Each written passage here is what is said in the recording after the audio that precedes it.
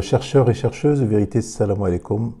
Aujourd'hui, j'ai décidé de faire une vidéo sur l'astrophysique, c'est-à-dire l'univers, sa création, et faire le rapprochement avec le Coran, sachant que le Coran émane du Seigneur de l'univers, celui qui a créé les cieux et la terre, et que il y a une similitude, mais à couper le souffle, entre ce qui est écrit dans le Coran et ce que nous avons aujourd'hui face à nous. Donc le but de cette vidéo, ce n'est pas de justifier que le Coran est la parole divine à travers les découvertes scientifiques, la technique qu'utilisent les sunnites, non, ce n'est pas du tout mon objectif. Mon objectif, c'est de parler d'un sujet bien précis, et je vais essayer de ne pas trop m'étaler, parce que l'astrophysique, comme vous savez, c'est une de mes passions. Je suis très passionné par cette science. Et ça fait des années que je me documente, je lis des livres, je regarde des vidéos sur ce sujet. Donc je suis bien calé, alhamdoulilah. Pardon. Et l'astrophysique me permet aussi de faire comme faisait Abraham. Abraham, il a découvert son Seigneur à travers l'observation des étoiles. Et moi aussi, je reconnais la grandeur de mon Seigneur à travers cette science qui est l'astrophysique. Bon, je ne suis pas là pour vous convaincre que la Terre tourne autour du Soleil ou bien que la Terre est ronde. C'est pas le but. Si maintenant, toi, tu veux imaginer que la Terre est plate, tu peux l'imaginer. Si tu veux imaginer que personne n'est monté sur la Lune, tu peux l'imaginer. Tu as tout à fait le droit. C'est chacun a son point de vue là-dessus. Mais on va essayer d'avancer ensemble pour essayer de comprendre alors, je vais être bien précis, hein. Le but de cette vidéo, c'est d'imaginer, est-ce que d'autres créatures extraterrestres existent ou pas? Et s'ils existent, pourquoi Allah nous en a pas parlé avec précision dans le Coran? Et s'ils existent, alors il y a trois possibilités. Soit qu'ils existent, que nous avons accès, nous n'avons jamais accès à eux, compte tenu des distances qui nous séparent dans l'univers, ce qui fait qu'il y a des scientifiques qui sont arrivés à la conclusion que nous ne rencontrerons jamais des autres formes d'intelligence dans l'univers parce qu'il y a des lois que moi j'appelle des lois divines, qui font que les distances sont tellement longues, il y a tellement de distances que la rencontre est impossible. Ça, c'est la première hypothèse. La deuxième hypothèse, c'est que ces extraterrestres existent, mais Allah a décidé que chaque être, c'est pour ça qu'il a mis les distances très longues. Chaque être doit est créé de sa planète et mourra dans sa planète. Et sera ressuscité dans sa planète et jugé dans cette planète. Et son paradis sera dans sa planète. Ça, c'est la deuxième possibilité. La troisième possibilité, c'est que les extraterrestres n'existent pas.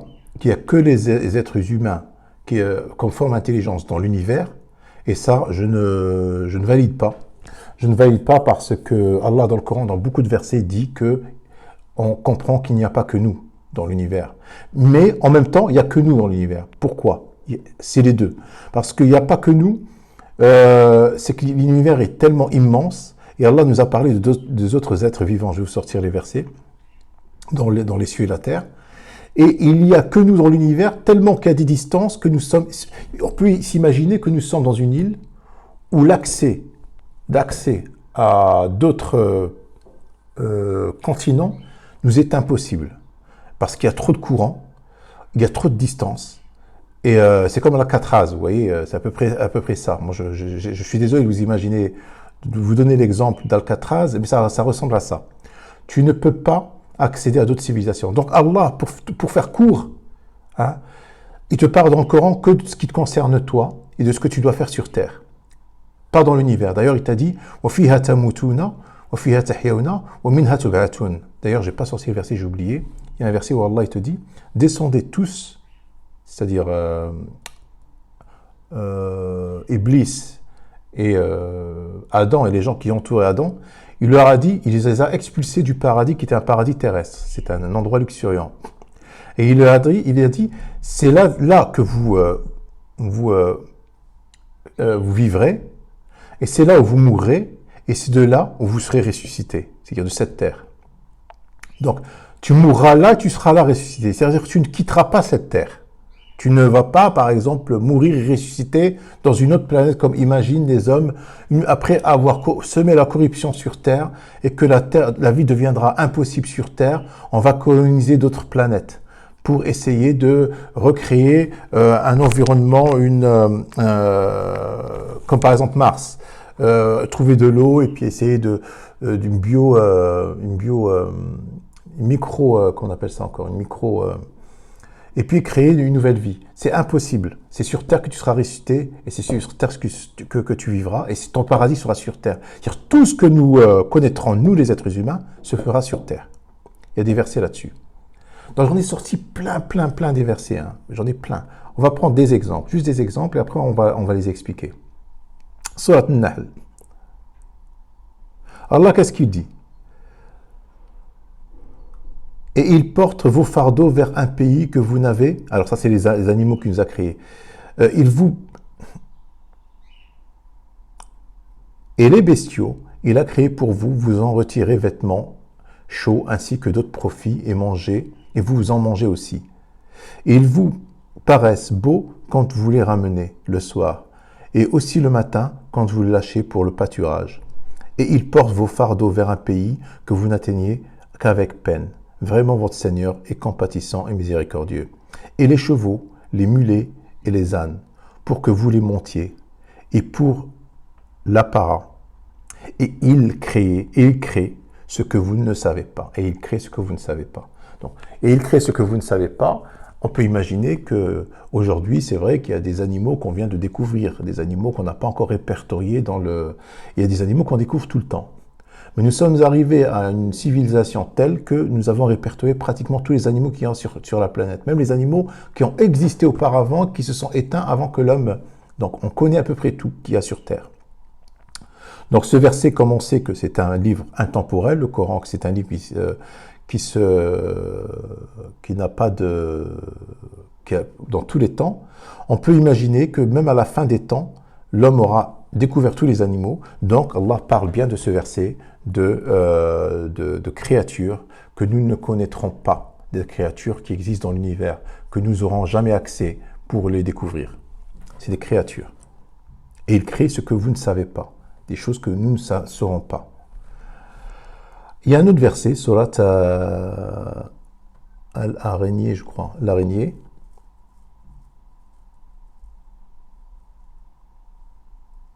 Alors là, qu'est-ce qu'il dit? Pour chaque communauté, il y a un terme. Quand leur terme vient, ils ne peuvent le retarder d'une heure et ils ne peuvent le hâter non plus. Moi, je pense que quand il parle de communauté, c'est la communauté humaine. Parce que là, il te dit dans un autre verset, dans la communauté humaine,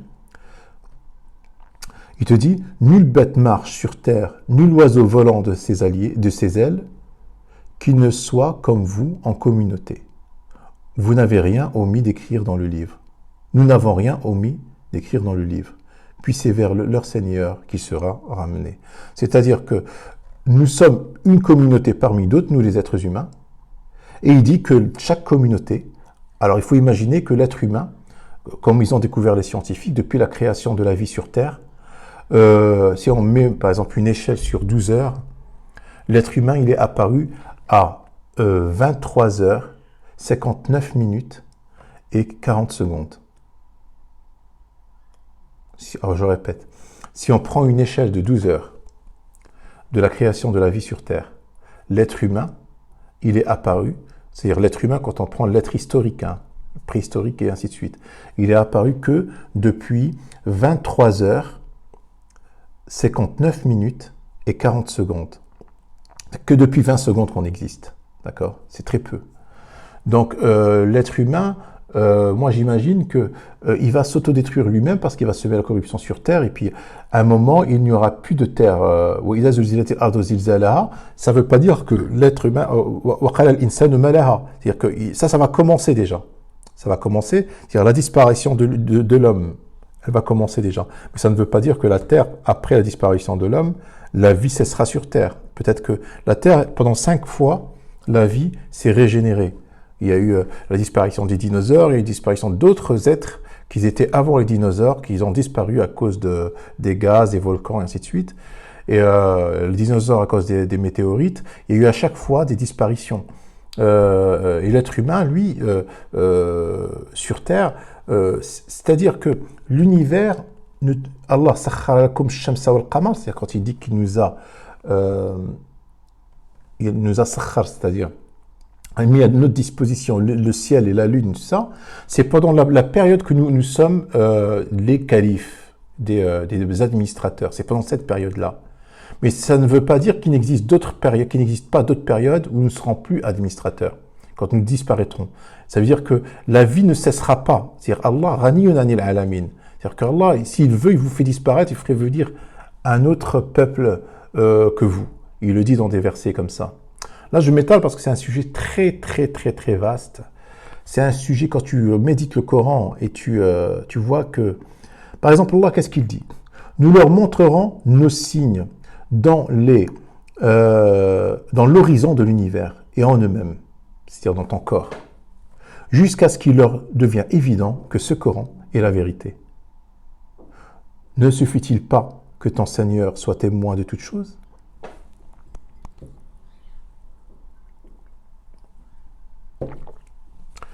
Il y a un autre verset. Allah il te dit que, et c'est devant Allah que se prosterne, c'est-à-dire que obéissent tout être vivant marchant, qui marche dans les cieux et sur la terre, ainsi que les anges, qui ne s'enflent pas d'orgueil. C'est-à-dire que, à la fin, il y a tout ce qu'il y a dans les cieux et dans la terre. Et, alors il te dit, Taw'ana ou karha, c'est-à-dire obéissant, après dans un autre verset, c'est-à-dire qu'à la fin, quand il va jeter ceux qui restent en enfer, ceux qui resteront, qui seront des administrateurs au paradis, comme je vous ai dit hier, ceux-là, ils seront obéissants à Allah. À la fin, c'est ça le but. Le but, c'est que tout ce qu'il y a dans les cieux et de la terre obéisse à Allah, qui marche, c'est-à-dire qu'il soit vivant, qui marche. Et les anges aussi. Il y a plein de versets. Par exemple, il te dit وَالسَّمَاءِ ذَاتِ الْحُبُكِ. Là, ils ont traduit par le ciel aux voies parfaitement tracées. ذَاتِ الْحُبُكِ, c'est qui ressemble à un filament. Et ils ont découvert, les scientifiques, avec des ordinateurs puissants, en imaginant qu'il y a beaucoup de galaxies, il y a des milliards de galaxies, dans chaque galaxie, il y a des milliards d'étoiles. Et quand tu prends ces galaxies et ils ont imaginé le Big Bang, bon, l'expansion de l'univers, même le Big Bang, il est dans le Coran, à plusieurs reprises. Le Fajr, ça veut dire l'infejar, ça veut dire l'explosion. La grande explosion. Dans un autre verset, c'est-à-dire qu'Allah, il t'a dit, avant Hubble, ils ont découvert, dans le Coran, c'est écrit. Bon, moi, je ne suis pas là pour prouver que le Coran est la parole divine. Hein. Je vous ai dit au début de la vidéo, je ne veux pas prouver que le Coran est la parole divine en faisant confondre les sunnites. Mais quand tu regardes, c'est évident, Allah, il te dit, c'est-à-dire Allah, il te dit qu'il a créé les cieux et les cieux ne cessent de se dilater. Alors, la dilatation qui a été découverte au début du siècle par Hubble, le siècle dernier par Hubble, c'est confirmé dans le Coran. Bon, après, maintenant, nous, on va parler de notre sujet qui nous intéresse. Ça, c'était juste l'introduction, 13 minutes d'introduction, c'est long quand même. Hein. On va parler de la distance, pour vous imaginer un petit peu pourquoi nous rencontrerons jamais d'extraterrestres.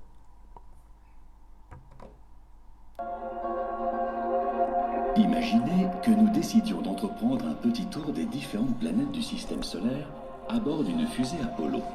En partant du Soleil, il faudrait à peu près 60 jours pour atteindre la planète la plus proche. Donc, fusée Apollo, ça veut dire que l'homme est capable de se déplacer avec une fusée pour sortir de sa planète. C'est-à-dire, la fusée Apollo, c'est une vitesse. Là, il te donne une vitesse. Il ne te parle pas de vitesse de la lumière, hein, parce que la vitesse de la lumière, elle est vertigineuse. La vitesse de la lumière, c'est 300 000 mètres par seconde, je crois. Ça va très, très vite. Hein. Alors qu'il faut des milliards d'années-lumière, hein. Bon, on va dire des millions d'années-lumière, juste pour se déplacer dans notre galaxie, d'un point à un autre, d'une étoile à une autre étoile, où la vie est possible, où il y a une planète, où la vie est possible, où elle n'est ni trop près de son soleil, ni trop loin de son soleil, où il y a de l'eau, où il y a toutes les conditions pour que la vie existe. Il y a forcément de la vie quelque part dans l'univers. La vie existe forcément dans l'univers. Mais toi, tu n'as pas accès. C'est tellement loin que tu n'y iras jamais, ni toi, ni les générations futures. C'est-à-dire que même si tu envoies des gens dans une fusée avec tout ce qu'il y a avec, même si cette fusée a la taille d'une planète,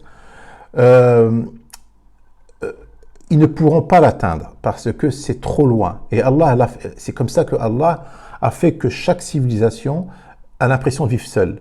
C'est l'exemple je ne sais pas comment vous expliquer ça. C'est impossible. Maintenant, installez-vous confortablement dans vos sièges, car ce n'est que le début du voyage. Prochaine étape, Vénus, 12 jours de plus. Et ce n'est qu'au bout de 5 mois de ce voyage interstellaire que nous atteindrions la Terre.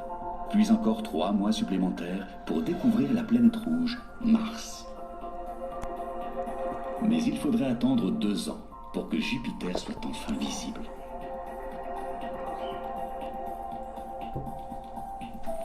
Et encore 2 ans de plus pour Saturne, puis 4 si vous voulez avoir la chance de voir un jour la planète Uranus.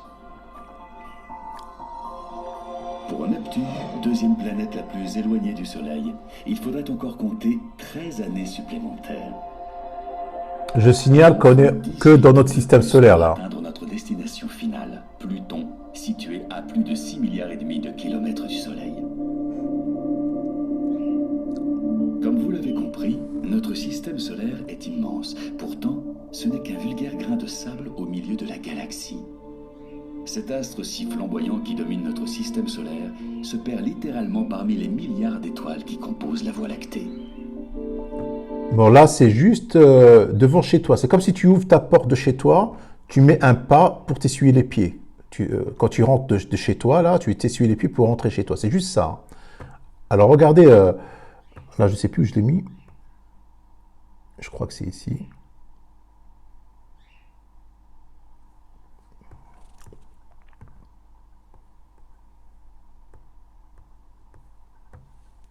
Voilà, la taille du Soleil, par exemple. Ça, c'est juste, avec des ordinateurs, c'est juste une simulation. Là, c'est marqué en haut, c'est marqué le nombre de diamètres de kilomètres. Hein. Ça, c'est juste les étoiles et leur diamètre. Il y a des étoiles géantes dans l'univers. Là, on parle encore en kilomètres. Hein. On ne parle pas encore en années-lumière. Parce qu'il faut un jour, rien un jour d'année-lumière, c'est immense déjà. Alors, regardez, là, ça augmente. On n'est pas encore à un jour-lumière. Pour vous montrer un petit peu l'immensité de l'univers. Un jour-lumière. C'est ça, l'un jour-lumière. Et ça continue à augmenter. 2 jours-lumière, 3 jours-lumière, ça augmente. Là, je crois qu'il est à 1 année-lumière. Non, c'est 10 jours-lumière. C'est juste pour vous donner une idée de l'immensité de l'univers. 100 jours-lumière. On n'est même pas encore à 1 année-lumière. Regardez l'immensité. Là, tu peux chercher avec un microscope la planète Terre, tu ne la trouveras pas. 1 année-lumière, voilà. Là, on commence à être la distance entre les étoiles. C'est-à-dire c'est à la vitesse de la lumière. Là, on est à 100 années-lumière entre les étoiles, la distance. On est encore dans notre galaxie. Hein. Là, on est à 50 000 années-lumière. C'est encore dans notre galaxie. Hein. 100 000 années-lumière. C'est le diamètre de notre galaxie. C'est à peu près 200 000 années-lumière, la Voie lactée. Et entre les galaxies, bon, nous, si on se limite juste dans notre galaxie,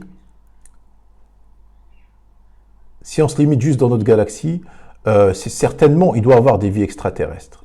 Il doit y avoir des vies extraterrestres dans notre galaxie. Seulement, tu ne peux pas aller chez eux ou qu'ils viennent chez toi. Vous êtes tellement loin les uns des autres que c'est impossible. Donc, rencontrer un jour un extraterrestre, moi je dis que c'est pas possible.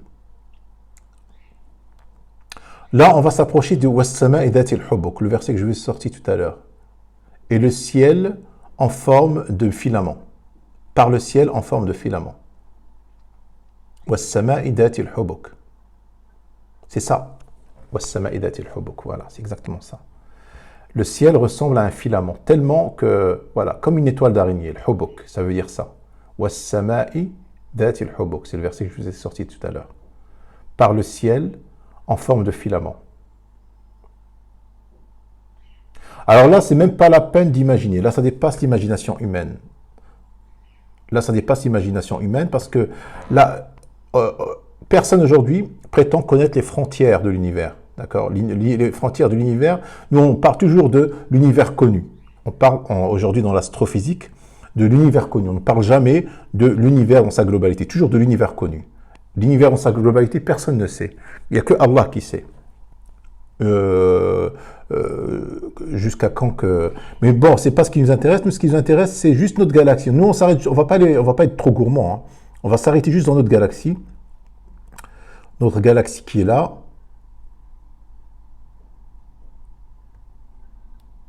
Voilà, juste dans notre galaxie, les étoiles qui nous entourent. On est à 75 années-lumière. Il faut 75 années-lumière, d'accord, à la vitesse de la lumière, pas la vitesse d'un faisceau, hein, pour aller dans un soleil à côté de chez toi, où la vie est possible. Ou avec Hubble, avec le truc de Hubble, tu vois que la vie est possible. Mais tu ne pourras pas y aller pour rencontrer des extraterrestres. Peut-être que tu dis que la vie est possible, mais tu ne pourras pas aller les voir, leur parler, échanger avec eux. C'est pas possible. Donc, il y a aussi un autre paramètre que moi j'ai découvert tout seul. Hein, parce que moi, je vous ai dit, je fais comme Abraham. Hein. Moi, j'essaie de réfléchir par moi-même. C'est que, imaginons, c'est que la lumière, elle met 75 années, d'accord, à la vitesse de la lumière pour nous parvenir. Ça veut dire qu'il y a 75 ans, cette lumière, elle est partie de là. D'accord ? Parce que le soleil, quand vous voyez aujourd'hui le soleil, quand la lumière vous parvient au bout de 8 minutes, imaginons que le soleil s'éteint, eh ben, la lumière va vous arriver pendant 8 minutes avant que vous voyez le noir. Donc 75 ans que le soleil... C'est-à-dire quoi ? C'est-à-dire que si tu prends la vitesse d'une fusée, hein, imaginons que toi, aujourd'hui, tu te rends compte, donc une fusée, ça ne va pas être 75 ans. Hein. Une fusée, ça va être des millions d'années. Il faut des millions d'années de voyage. Imagine que toi, tu découvres qu'il y a des extraterrestres. Eux, ils ne vont pas mettre des millions d'années à exister. Peut-être que Allah, il a dit dans le Coran, « Wa li kulli ummatin ajal ». Il t'a dit ici, « Wa li kulli ummatin ajal fa idha jaa ajaluhum la yastakhiruna sa'atan wa la yastaqdimun ». Pour chaque communauté, il y a un terme. Quand leur terme vient, il ne peut le retarder d'1 heure et ils ne peuvent le hâter non plus. Donc, et quand il parle de là, après il te dit aussi dans un autre verset que nous sommes comme les bestiaux. Il nous a créés. Nul bête marchant sur terre, nul oiseau volant de ses ailes qui ne soit comme vous en communauté. C'est-à-dire, ils sont comme nous. Illa umamun amthalukum. Tout ce qui est vivant ne sont que des communautés. Et il te dit que chaque communauté a un terme. D'accord ? Donc, on peut imaginer que dans l'univers que je vous ai montré tout à l'heure, on peut imaginer que dans l'univers, il y a d'autres communautés et qu'ils ont un terme. Imaginons qu'ils ont vécu une période. D'accord ? Et le temps que toi tu arrives chez eux, ils seront déjà éteints. Je sais pas si... C'est-à-dire que rien que la lumière, elle met des millions d'années pour arriver jusqu'à chez nous, tellement qu'ils sont loin. Comment peux-tu imaginer d'arriver chez eux au moment où... Peut-être que toi, quand tu vas arriver chez eux, leur espèce serait éteinte, ces extraterrestres intelligentes, et tu arriveras, toi, à découvrir une nouvelle forme de vie. Imaginons, hein, même si tu parviens, non, on prend l'hypothèse, tu parviens à arriver chez eux. Et un jour, eh ben, tu découvres qu'il y a une nouvelle forme de vie primitive qui a pris la place de cette ancienne civilisation que toi, tu as imaginé qu'elle a existé. Vous voyez ? Donc Allah a bien fait les choses. Quand il te parle du Coran, il te parle de toi et de ta terre mère, c'est-à-dire que là où il t'a créé, samawati wal ard, il te dit toujours samawati wal ard, il te parle de l'ard, l'ard ça veut dire ta maison. Quand il te parle de toi et ta maison, c'est-à-dire que toi, ce qui t'intéresse, c'est ta maison. C'est comment tu vas l'administrer, qu'est-ce que tu vas y faire. Et après le Jannah, le paradis qui t'a promis, c'est-à-dire cette vie éternelle dans ta maison. et que tu en seras l'administrateur. Et c'est de ça que Dieu te parle. Il te parle de toi et de ta maison. Les autres, ça ne t'intéresse pas. Les autres, c'est les affaires de Dieu. Mais Dieu dit qu'il a créé d'autres. Il ne le nie pas. Il a créé d'autres formes de vie dans l'univers, intelligentes. Et ils lui sont obéissants. C'est-à-dire, yasjudun lah. Yasjudu lillahi ma fi samawati wal ard. Les autres formes de vie qu'il y a dans l'univers lui sont aussi obéissants. C'est-à-dire que, imaginons maintenant, sur Terre, il y a des êtres humains qui ne sont pas obéissants, mais après, pour Allah, comme je vous disais hier dans la vidéo, qu'il y a une continuité. Pour lui, la continuité est tout à fait naturelle entre la vie présente et l'au-delà. Pour nous, il y a une rupture parce qu'on est des mortels, mais pour lui, il y a une continuité. Pour lui, dans la continuité, à la fin, le résultat, c'est quoi? Que même les hommes du paradis lui seront soumis. Ils vont lui être obéissants. Les gens du paradis lui sont. Alors, ils vont l'agréer comme Seigneur et lui, il va les agréer comme serviteurs. D'accord? C'est-à-dire que les gens du paradis, mais les autres, Allah les anéantit. Il a dit dans un verset, tout ce qui est mensonge, mauvaise action, tout ça, il les met en enfer et il brûle tout ensemble. Hein? Alors, peut-être que cette loi s'applique aussi dans l'univers, avec d'autres créatures. Peut-être que dans d'autres créatures, il y en a qui désobéissent. Parce que pour Allah, la règle, ce n'est pas de faire de toi un programme qui obéit s'il aurait voulu. Si Allah aurait voulu, il vous aurait tous guidés dans le droit chemin. C'est pas son but. Son but, c'est de faire que tu réfléchisses et tu choisis de faire le bien. Tu choisis l'obéissance. Et c'est seulement là, quand lui t'agrée comme serviteur, et toi tu l'agrées comme Seigneur, et c'est seulement là qu'il y a l'équilibre qui s'établit. Donc, la réponse, est-ce que les extraterrestres existent? La réponse est oui. Est-ce qu'ils existent à travers le Coran? La réponse est oui. Est-ce que nous allons les rencontrer un jour? La réponse c'est non, jamais. Est-ce que est-il dans notre intérêt de savoir s'ils existent ou pas? La réponse c'est non. Qu'ils existent ou qu'ils n'existent pas, ça ne change rien à la charge qui t'a été donnée. Qu'ils existent, qu'ils ne changent rien. Ça ne te regarde pas, ça c'est les affaires de Dieu. Mais s'ils existent, oui. Ça confirme l'existence de Dieu. Donc dans la science, on a fait des découvertes que, avec des formules, on va dire, mathématiques, que la probabilité d'existence de êtres vivants intelligents dans l'univers, elle est très forte, rien que dans notre galaxie. Mais ça ne change rien à nous. Qu'ils existent, qu'ils n'existent pas, tu les rencontreras jamais de toute façon. D'accord? Même les gens du paradis qui vivront éternellement ne les rencontreront jamais. Imaginez ça. Imaginez ça. Parce qu'Allah, il te dit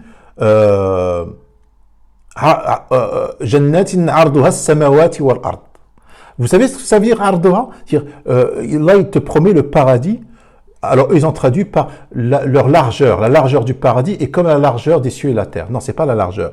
Arduha, ça veut dire le paradis vous sera exposé, présenté, comme vous est présenté aujourd'hui les cieux et la terre. Donc, les gens du paradis qui vivront éternellement, ils verront l'univers tel que nous le verrons aujourd'hui. Même eux qui vivront éternellement n'auront pas la chance de rencontrer des extraterrestres. Même eux, vous imaginez, qui vivront éternellement. C'est-à-dire la mort n'existera pas. Ne rencontreront pas des extraterrestres.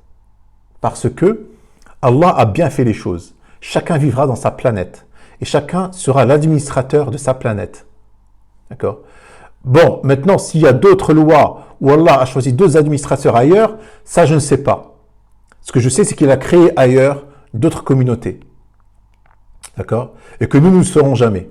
Mais dans le Coran, Allah il te dit qu'il est le Seigneur de l'univers. Alors quand il te dit Alamin, moi je sous-entends, c'est-à-dire de tout le monde. Et quand on dit de tout le monde, ça peut vouloir dire tout le monde sur Terre, comme ça peut vouloir dire tout le monde dans l'univers. Mais il n'existe pas des mondes. D'accord? C'est toujours les mêmes lois. Dieu. وَلَن تَجِدَ لِسُنَّةِ اللَّهِ تَبْدِيلًا. Allah, il n'a pas de changement dans sa sunna, c'est-à-dire dans sa loi, dans sa façon de faire. Tu ne trouveras pas de changement dans sa façon de faire. C'est-à-dire la loi universelle, la loi physique, par exemple la vitesse de la lumière, c'est une loi universelle qui s'exerce dans notre galaxie et dans d'autres galaxies. C'est la même loi. La loi de la gravité, pareil, c'est la même loi.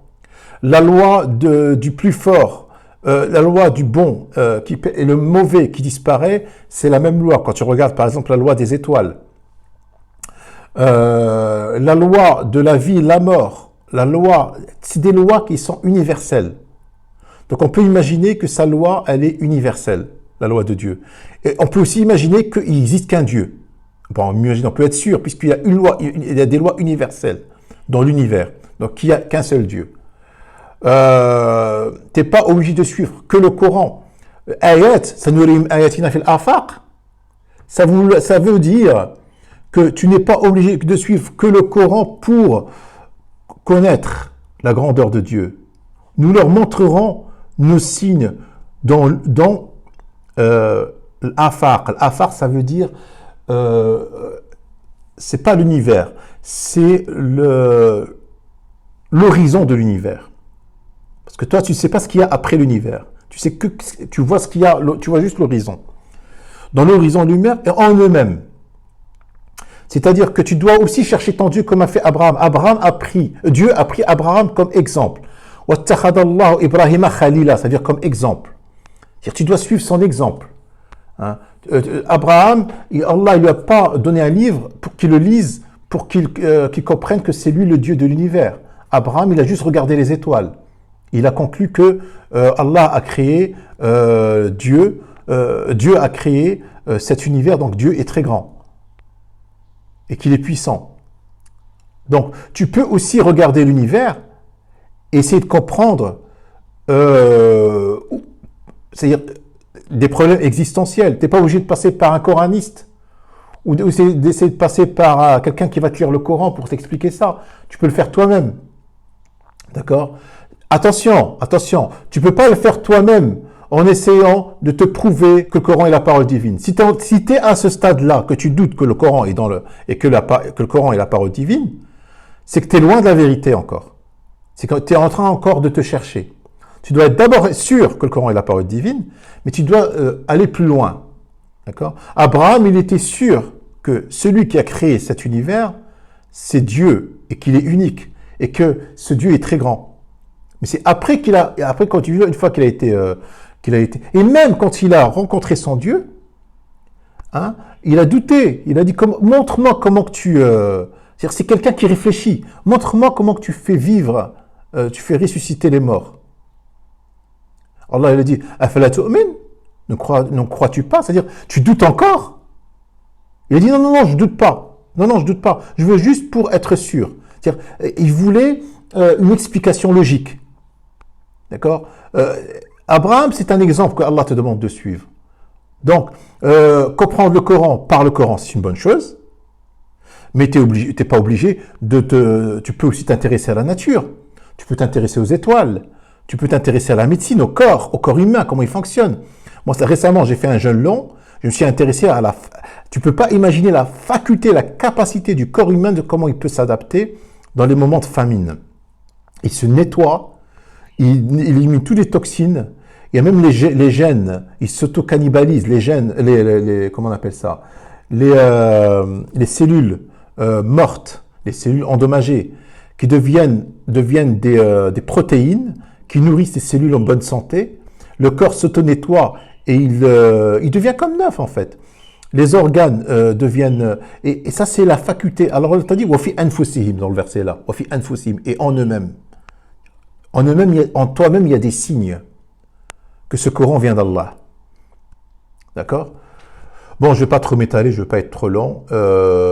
J'espère qu'il n'y aura pas de dérapage dans le débat. Le dérapage, c'est-à-dire, ouais, la planète, elle est plate, ça c'est des conneries. Tu sais que la NASA nous a raconté des conneries en disant que les hommes sont montés à la Lune, c'est pas vrai, machin et tout. Mais pourquoi vous me dites ça? Mais pourquoi? Bon, d'accord. D'accord, imaginons que tu as raison. Imaginons que tu as raison. Ça nous avance à quoi? Imaginons que tu as raison. Ça nous avance à quoi? Alors maintenant, va dans le désert, hein, et va regarder la nature. Explique-moi. Allah il te dit, Wafi anfusikum, ou bien regarde ton corps, comment ton corps fonctionne. D'accord. Allah il t'a donné le choix. Tu regardes l'afar, c'est-à-dire l'horizon de l'univers, ou tu regardes ton corps. D'accord. Allez, salam alaikum.